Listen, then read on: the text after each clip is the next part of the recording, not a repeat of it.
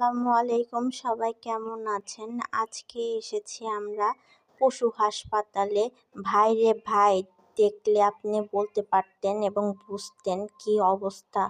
প্রতিটা বিড়ালের এমন খারাপ অবস্থা বলার মতো না। প্রত্যেকটার জ্বর ঠান্ডা, খাওয়া দাওয়া বন্ধ।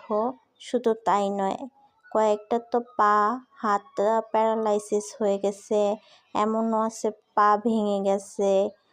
তো বেশিরভাগ আজকে বিড়ালই আসছে সবগুলো।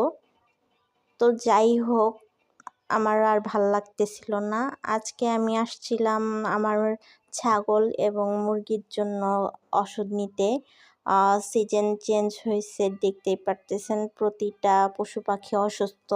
আর আমি সবসময় ওদের একটা কোর্স টাইম টু টাইম ওষুধগুলো খাওয়াই, সেজন্য তেমন একটা সমস্যা হয় না আমার মুরগি ছাগলের।